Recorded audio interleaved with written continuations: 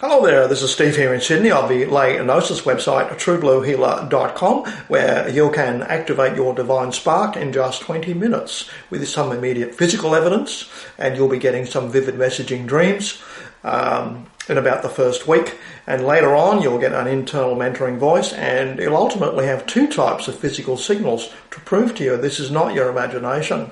There is, believe it or not, a second intelligence in everyone, and it's called the divine spark, and it's a wonderful awakening when it finally starts to talk to you with physical evidence to back it up, to prove it's not your own imagination running amok, okay? And after just a few months of that, you'll realise that most other people are sleepwalkers, and you'll be forgiving them for many of the great trespasses they do against society.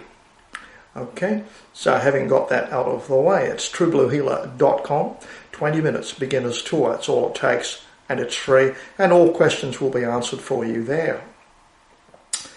Now, for the second time I'll say we've got that out of the way.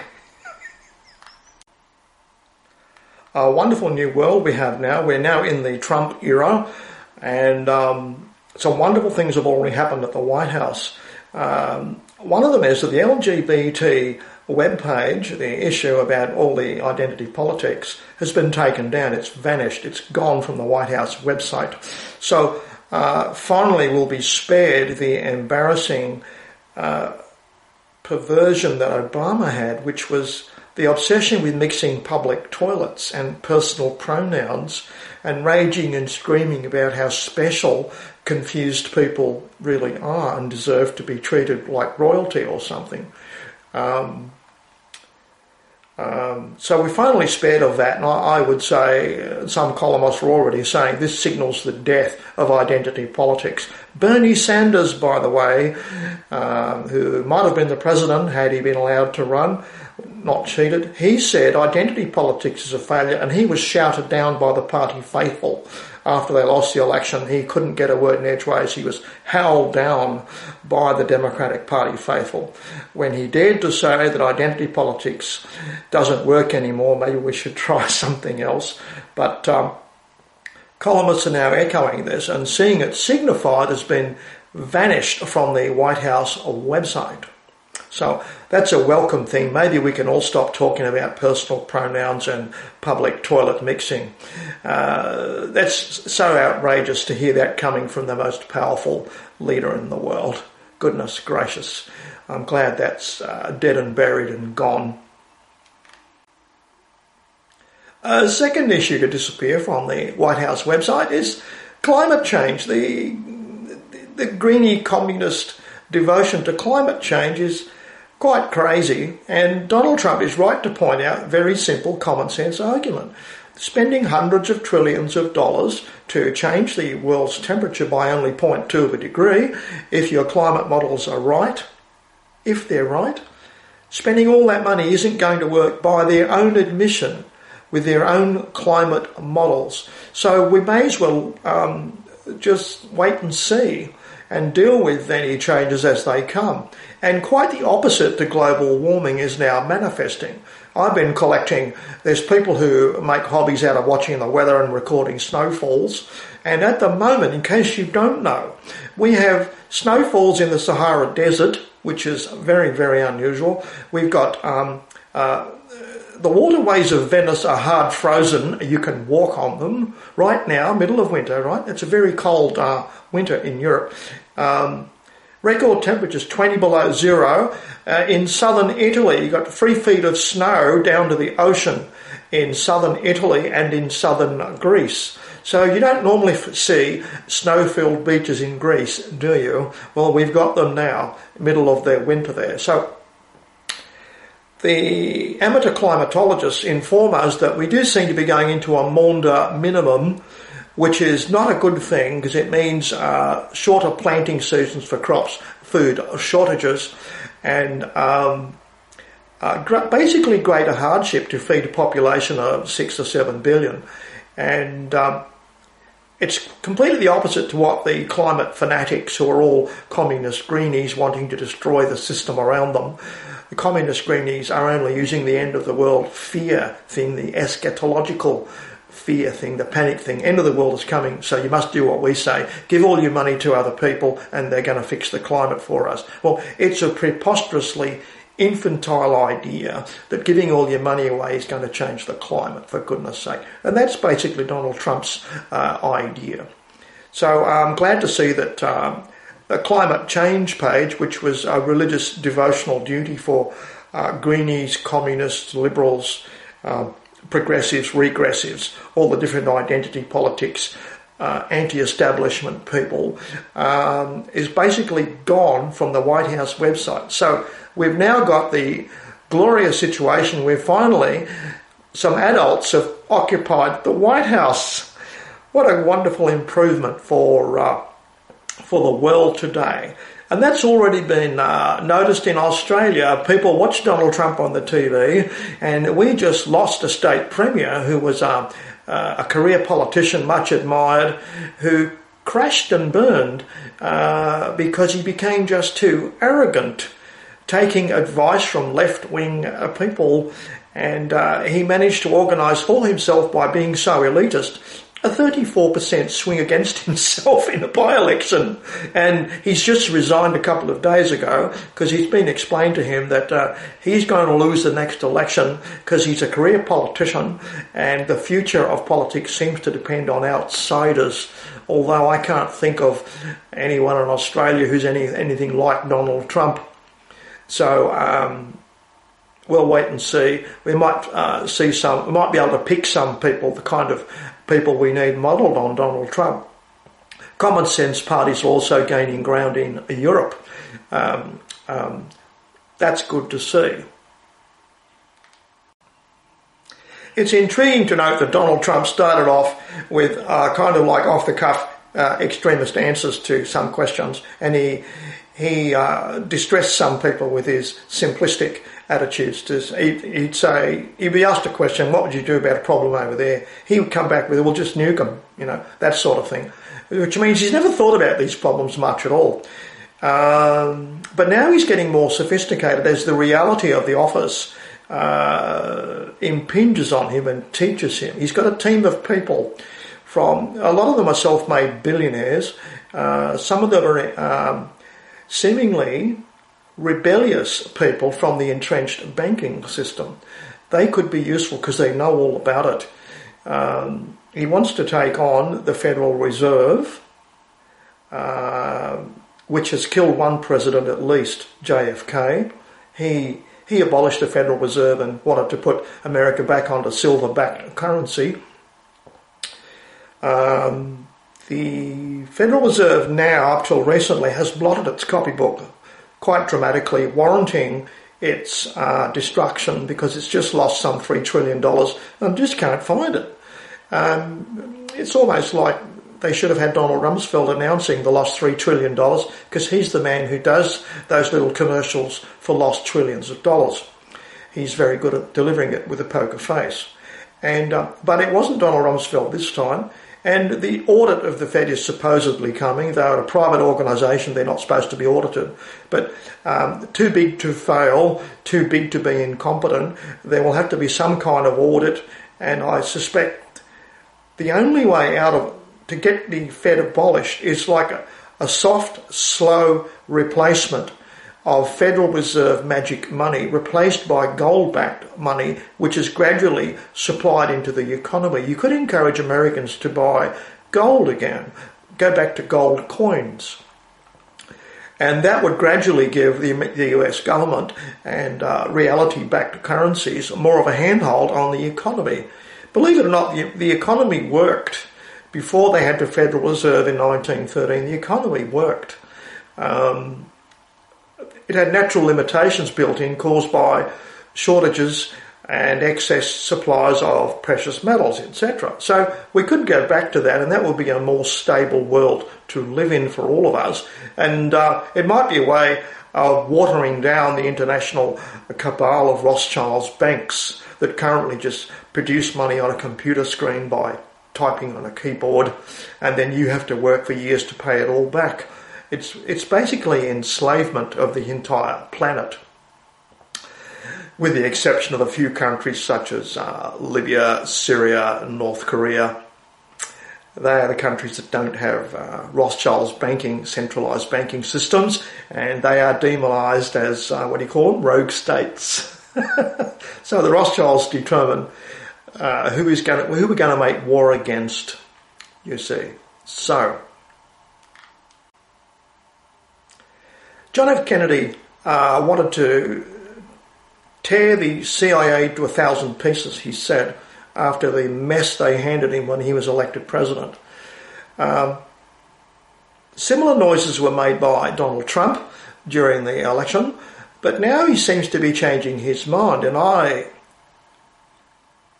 must agree with what he's doing, because it's all right taking on the CIA if you don't know what it is. If it's just three initials, Catholics in Action or something, if it's just three initials, you think you can just sack half the people and bring it to heel, there's a problem with that. CIA is not as simple as you would like it to be. I found a wonderful essay, which I'll link under this video. Someone's obviously spent 20 years studying the CIA, probably made a lifetime study of it. There's a wonderful essay giving you a potted history of the CIA, and to understand where it comes from, it's basically three factions who are forever at war with each other.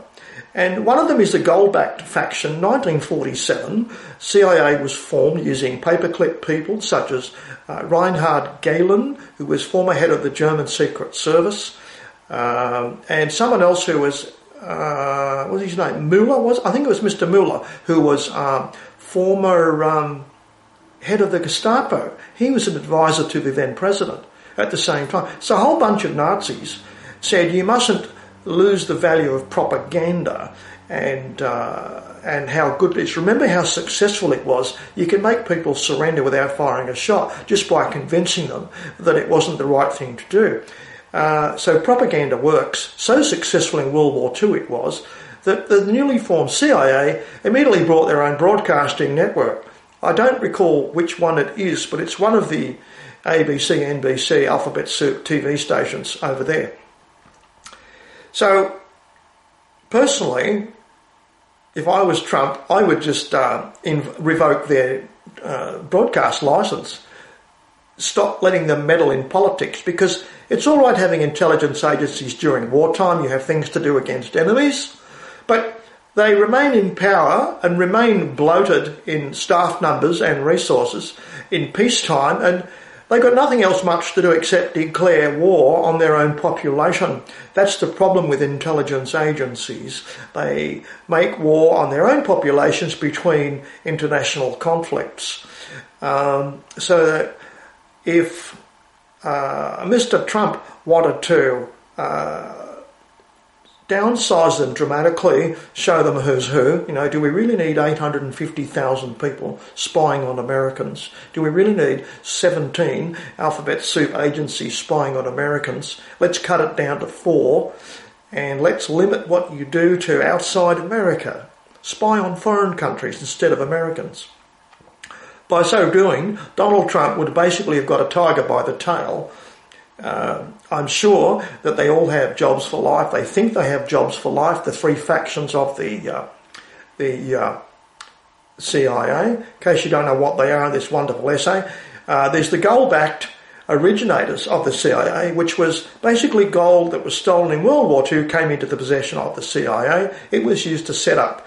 Then there's the Bush drug skull and bones faction of the CIA. That's the other major faction. They've been running US politics right up till Hillary Clinton. Okay? Seriously, since World War II, certainly since 1960, George Bush was there in Dallas on the day. George Bush Sr. was there in Dallas on the day when John F. Kennedy was shot. Okay? He was also vice president when Ronald Reagan was shot. So assassinating leaders is daily bread and butter to George Bush Sr. His father was involved in Germany in World War II, and criminal scheming on a massive scale is the Bush family trademark. So that's the second faction of the CIA, who have been ruling American politics right up till Hillary Clinton, as far as I can tell. Now, the third faction is people who have defected from those two factions and formed the ex-CIA faction. So are you with me? We've got three factions warring against each other in the public domain, 850,000 of them, and it's an amusing concept to read in this essay that all three factions are at war with each other in Syria using front groups, and they just change the names of them every few weeks or months. Al-Nusra, Al-Qaeda, God knows what. It really doesn't matter what you call them. But they are funded by Qatar and Saudi Arabia and owned and operated by Obama. And the object was to prize, or basically to encircle and destroy Syria so that it would be forced to have a Rothschild centralised banking system. I really have great admiration for the President Assad, who's somehow able to hold all these armies off, all these irregular armies. It's truly amazing. They've got the very latest modern American equipment, and Assad is somehow winning with some help from Russia. It's truly amazing, truly amazing. Another exciting issue that I watch with bated breath is nothing's bubbled to the surface yet about whether Hillary Clinton obtained a late last-minute pardon for all her crimes, which are many, treason, etc. There's no news of any new pardon being generated, which means by now she'd be open to prosecution, and there are already some prosecutions underway, investigations underway at least.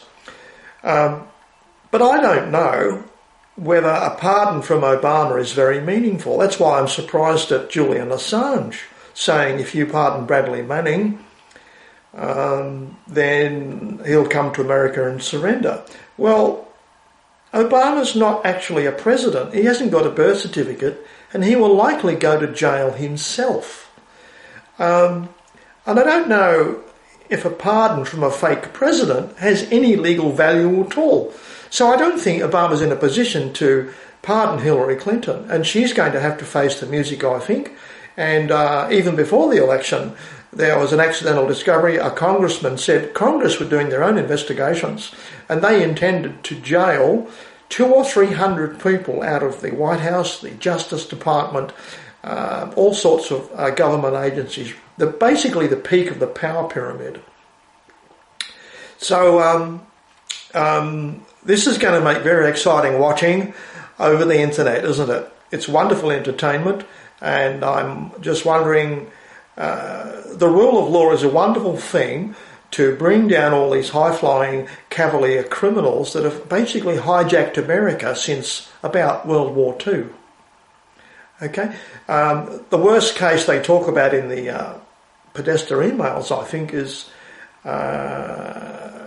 Clinton. Bill Clinton pardoned a man called Mark Rich after his wife made a $100,000 donation to the Clinton Foundation, and a pardon was written up for his many, many crimes, 5 minutes to 12 or something like that. And apparently that's grounds for impeachment or even jailing, because it is very, very corrupt behaviour. It's literally pay for play. We give you $100,000, you write anything we want for us in the White House, the highest office in the world. Oh, for goodness sake. So it goes back to the days of Bill Clinton, all the information coming out on WikiLeaks. So, exciting times we live in, isn't it? Another thing we can watch for in the Trump era will be a kind of lab test. Can we expect to see the gradual disappearance of lavatory politics of Barack Obama, the lavatory obsession, the lavatory perversion that he has? But far more important is, are we going to see a lot less false flags?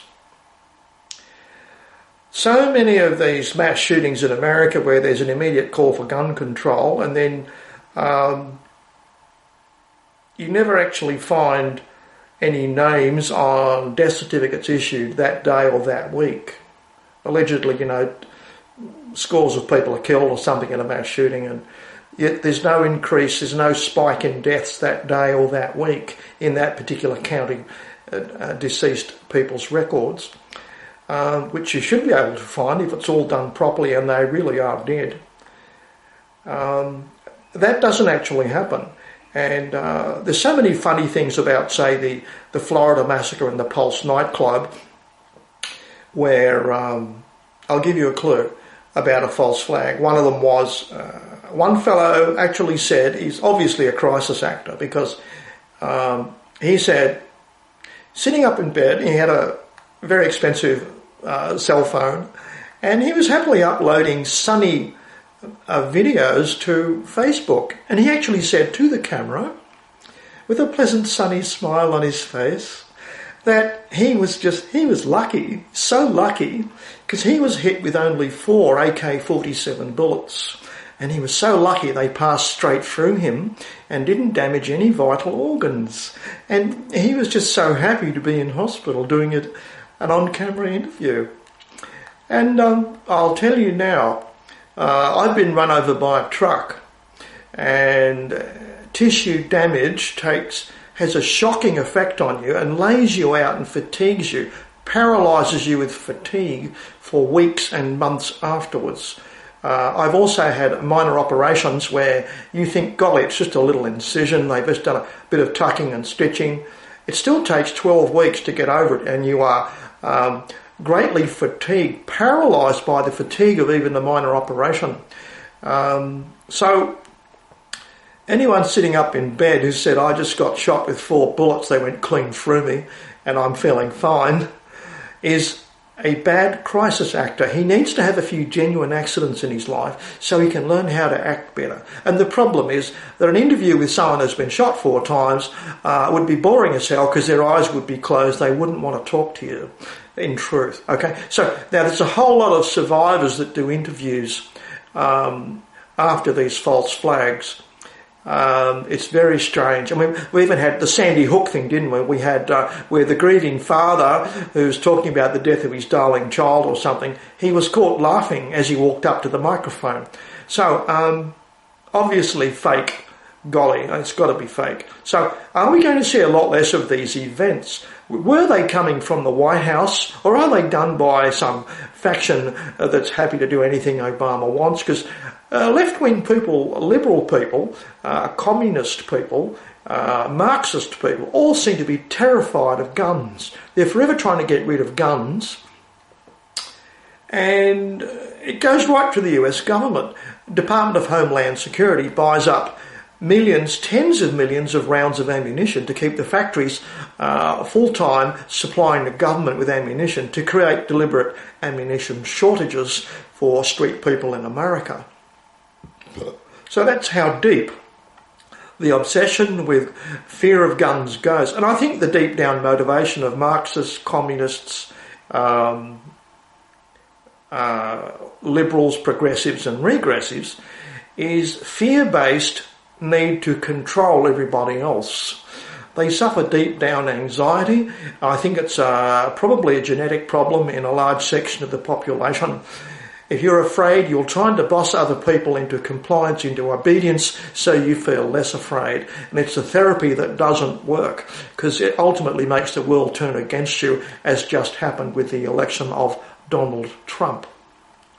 He's a real adult, and he's already created possibly 1.1 million jobs before he was even a president. Barack